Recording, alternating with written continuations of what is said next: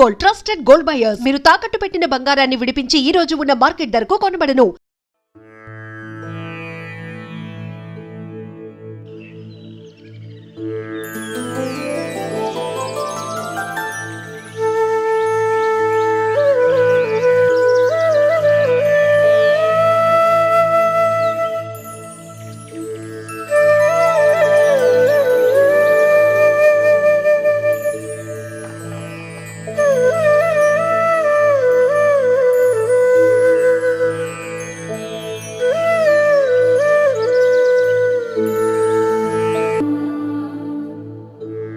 तव सुप्रभातमरविन्दलोचने भवतु प्रसन्नमुखचन्द्रमण्डले विधिशङ्करेन्द्रवनिताभिरचिते वृषशैलनाथदयिते दयानिधे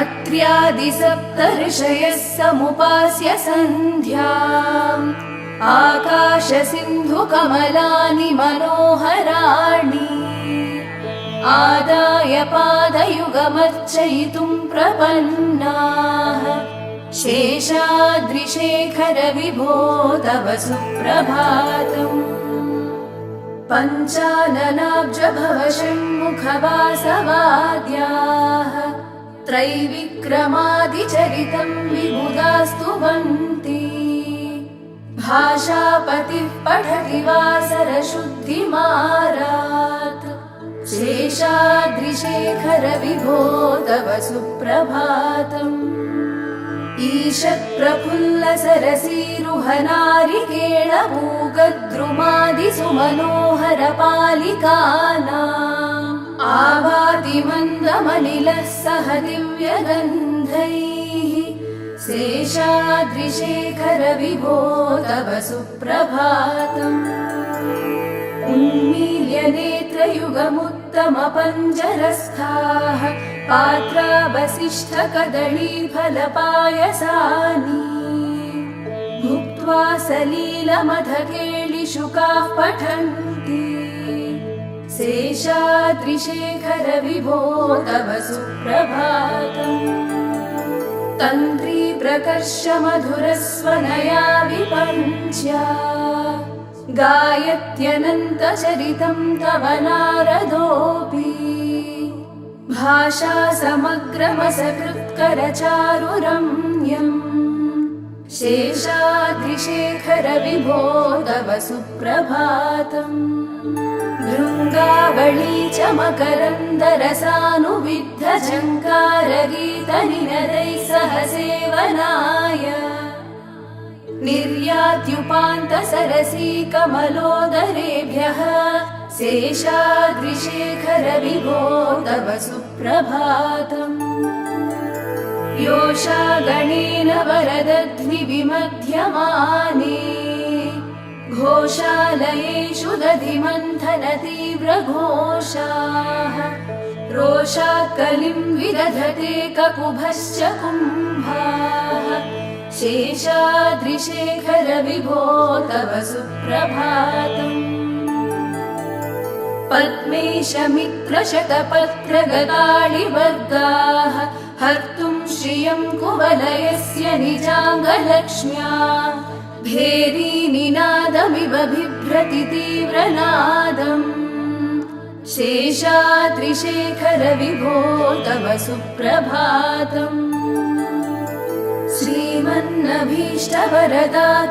श्रीमन्नभीष्टवरदाखिललोकबन्धो श्री श्रीनिवास जगदेकदयैकसिन्धो श्रीदेवताग्रहभुजान्तर दिव्यमूर्ते श्रीवेङ्कटाचलपते तव सुप्रभातम् श्रीस्वामी पुष्करिणिकाप्लवनिर्मलाङ्गाः श्रेयोर्धिनो हरविरिञ्चि सनन्दनाद्याः द्वारे वसन्ति वरनेत्रहतोत्तमाङ्गाः श्रीवेङ्कटाचलपते तव सुप्रभातम् श्रीशेषशैलगरुडाचलवेङ्कटाद्रिनारायण वृषभाद्रिवृषाद्रिमुख्याम् आख्यां त्वदीयवसतेरनिशं वदन्ति श्रीवेङ्कटाचलपते तव सुप्रभातम्।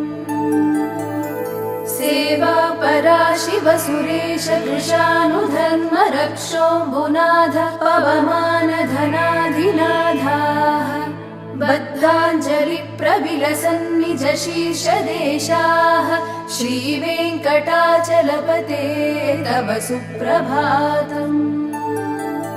घाटीषु ते विहगराज मृगाधिराज नागाधिराज गजराज हयाधिराजाः स्वस्वाधिकारमहिमाधिकमर्दयन्ते श्रीवेङ्कटाचलपते तव सुप्रभातम्। सूर्येन्दुभौमबुधवाक्पतिकाव्यशौरि स्वर्भानुकेतु दिविषत्परिषत्प्रधानाः त्वद्दासदासचरमावधिदासदासाः श्रीवेङ्कटाचलपते तव सुप्रभातम्। त्वत्पादधूलिभरितस्फुरितोत्तमाङ्गाः स्वर्गापवर्गनिरपेक्ष निजान्तरङ्गाः कल्पागमाकलनयाकुलतां लभन्ते श्रीवेङ्कटाचलपते तव सुप्रभातम्। त्वद्गोपुराग्रशिखराणि निरीक्षमाणाः स्वर्गापवर्गपदवीं परमां श्रयन्तः मर्त्या मनुष्यभुवने मतिमाश्रयन्ते श्रीवेङ्कटाचलपते तव सुप्रभातम्। श्रीभूमिनायकदयादिगुणामृताब्धे देवादिदेव जगदेक शरण्यमूर्ते श्रीमन्ननन्तगरुडादिभिरर्चिताग्रे श्रीवेङ्कटाचलपते तव सुप्रभातम्। श्रीपद्मनाभपुरुषोत्तम वासुदेव वैकुण्ठमाधव जनार्दन चक्रपाणे श्रीवत्सचिह्न शरणागत पारिजात श्रीवेङ्कटाचलपते तव सुप्रभातम्। कन्दर्पदर्पहर सुन्दर दिव्यमूर्ते कान्ताकुचाम्बुरुह कुट्मललोल दृष्टे कल्याण निर्मल गुणाकर दिव्यकीर्ते श्रीवेङ्कटाचलपते तव सुप्रभातम्। मीनाकृते कमठकोल नृसिंहवर्णिन् स्वामिन् परश्वत तपोधन रामचन्द्र शेषांश राम यदुनन्दन कल्किरूप श्रीवेङ्कटाचलपते तव सुप्रभातम्। येलालवङ्गघनसार सुगन्धितीर्थम् दिव्यं वियत्सरिति हेमघटेषु पूर्णम् धृत्वाद्यवैदिकशिखामणयः प्रहृष्टाः तिष्ठन्ति वेङ्कटपते तव सुप्रभातम्। भास्वानुदेति विकचानि सरोरुहाणि सम्पूरयन्ति निनदैः ककुभो विहङ्गाः श्रीवैष्णवाः सततमर्थितमङ्गलास्ते धामाश्रयन्ति तव वेङ्कटसुप्रभातम्। ब्रह्मादयः सुरवराः समहर्षयस्ते सन्तः सनन्दनमुखास्वदयोगिवर्याः धामान्तिके तव हि मङ्गलवस्तुहस्ताः श्रीवेङ्कटाचलपते तव सुप्रभातम्। लक्ष्मीनिवास निरवद्य गुणैकसिन्धो संसारसागर समुत्तरणैकसेतो वेदान्तवेद्य निज वैभव भक्तभोग्य श्रीवेङ्कटाचलपते तव सुप्रभातम्। लक्ष्मीनिवास निरवद्य गुणैकसिन्धो संसारसागर समुत्तरणैकसेतो वेदान्तवेद्य निज वैभव भक्तभोग्य श्रीवेङ्कटाचलपते तव सुप्रभातम्। इत्थं वृषाचलपतेरिह सुप्रभातम्। ये मानवाः प्रतिदिनं पठितुं प्रवृत्ताः तेषां प्रभातसमये स्मृतिरङ्गभाजां प्रज्ञां वरार्धसुलभां परमां प्रसूते। इत्थं वृषाचलपतेरिह सुप्रभातम्। ये मानवाः प्रतिदिनं पठितुं प्रवृत्ताः तेषां प्रभातसमये स्मृतिरङ्गभाजां प्रज्ञां वरार्धसुलभां परमां प्रसूते।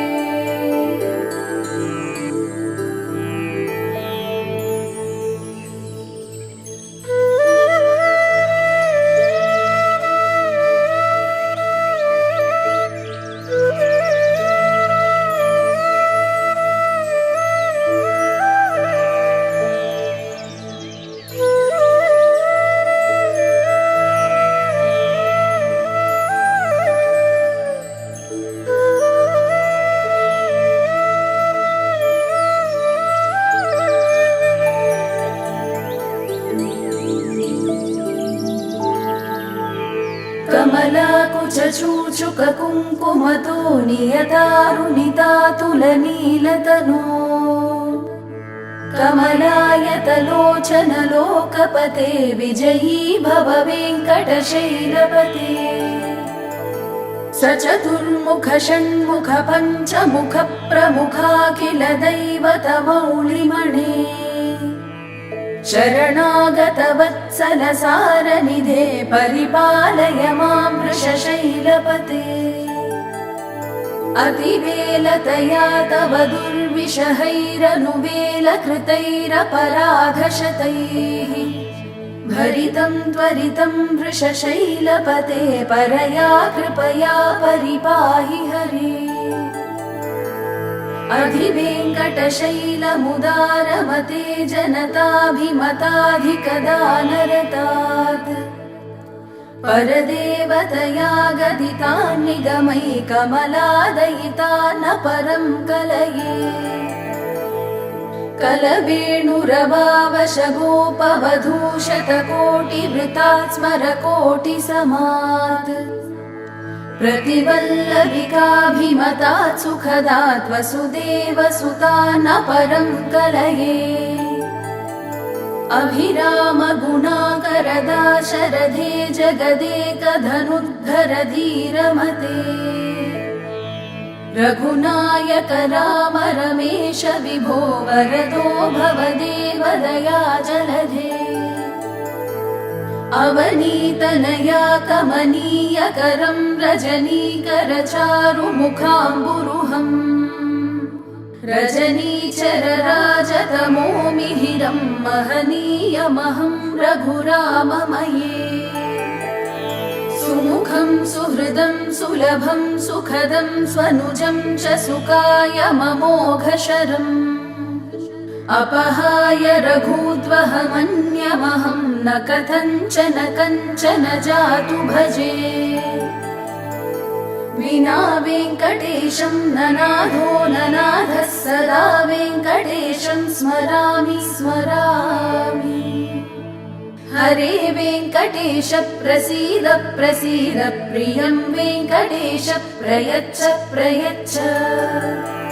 विना वेङ्कटेशं ननाथो ननाथः सदा वेङ्कटेशं स्मरामि स्मरामि।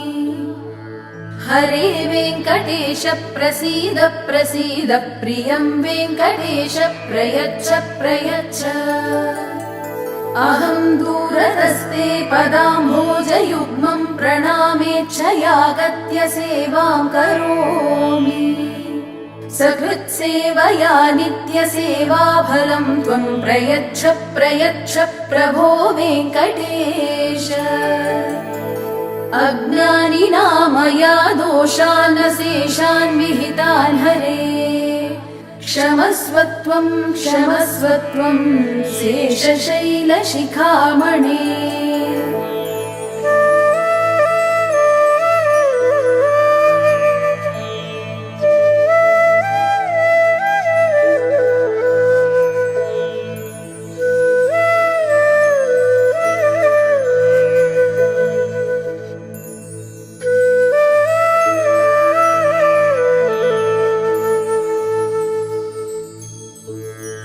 ईशानां जगतोऽस्य वेङ्कटपतेर्विष्णोः परां प्रेयसी तद्वक्षस्थलनित्यवासरसिकां तच्छान्तिसंवर्धिनी पद्मालङ्कृतपाणिपल्लवयुगां पद्मासनस्तां श्रियम् वात्सल्यादिगुणोज्ज्वलां भगवतीं वन्दे जगन्मातरम्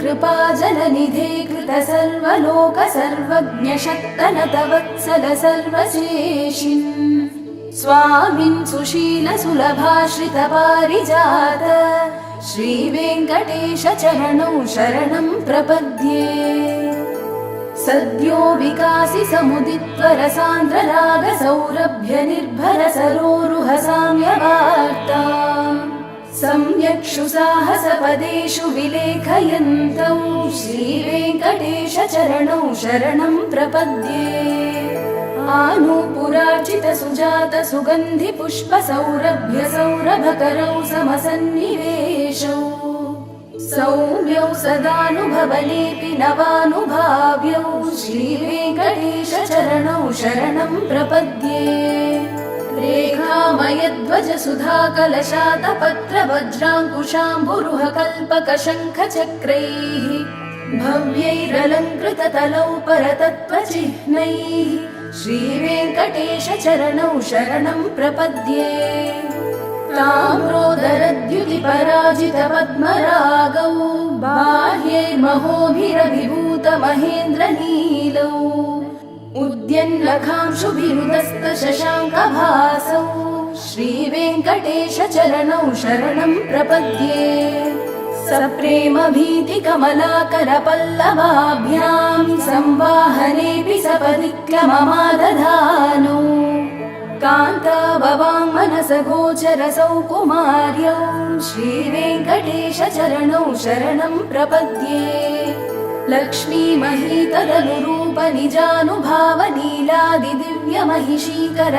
लक्ष्मीमहीतदनुरूपनिजानुभावनीलादिदिव्यमहिषीकरपल्लवानाम् आरुण्यसङ्क्रमणतः किल सान्द्ररागौ श्रीवेङ्कटेश चरणौ शरणं प्रपद्ये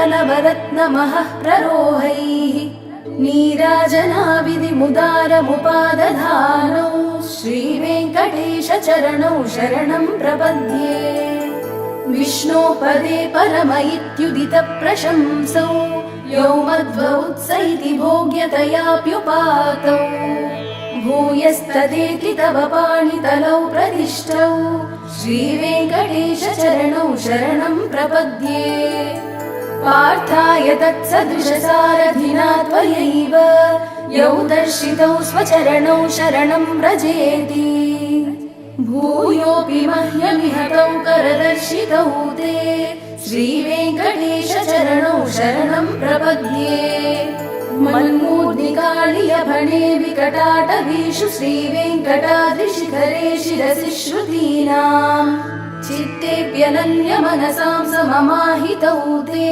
श्रीवेङ्कटेश चरणौ शरणं प्रपद्ये अम्लानहृष्यदवनीतलकीर्णपुष्पौ श्रीवेङ्कटाद्रिशिखराभरणायमानौ आनन्दताखिलमनोनयनौ तवैतौ श्रीवेङ्कटेश चरणौ शरणं प्रपद्ये प्रायः प्रसन्नजनता प्रथमावगाह्यो मातुस्तनाविव शिशोरमृतायमानौ प्राप्तौ परस्परतुलामतुलान्तरौ ते श्रीवेङ्कटेशचरणौ शरणं प्रपद्ये सत्त्वोत्तरै सततसेव्यपदाम्बुजेन संसारतारकदयार्द्रदृगञ्चलेन सौम्योपयन्तृमुनिना मम दर्शितौ ते श्रीवेङ्कटेशचरणौ शरणं प्रपद्ये श्रीशश्रिया घटिकया त्वदुपाय भावे प्राप्ये त्वयि स्वयमुपेयतया स्फुरन्त्या नित्याश्रिताय निरवध्य गुणाय तुभ्यं स्यां किङ्करो वृषगिरीश न जातु मह्यम् श्रियः कान्ताय कल्याणनिधये निधयेऽर्थिनाम् श्रीवेङ्कटनिवासाय श्रीनिवासाय मङ्गलम् लक्ष्मी सविभ्रमालोकशुभ्रो विभ्रमचक्षुषे चक्षुषे सर्वलोकानां वेङ्कटेशाय मङ्गलम् श्रीवेङ्कटाद्रिशृङ्गाग्रमङ्गलाभरणाङ्गले मङ्गलानां निवासाय श्रीनिवासाय मङ्गलम् सर्वावयव सौन्दर्य सम्पदा सर्वचेतसां सदा सम्मोहनायास्तु वेङ्कटेशाय मङ्गलम् नित्याय निरवध्याय सत्यानन्दचिदात्मने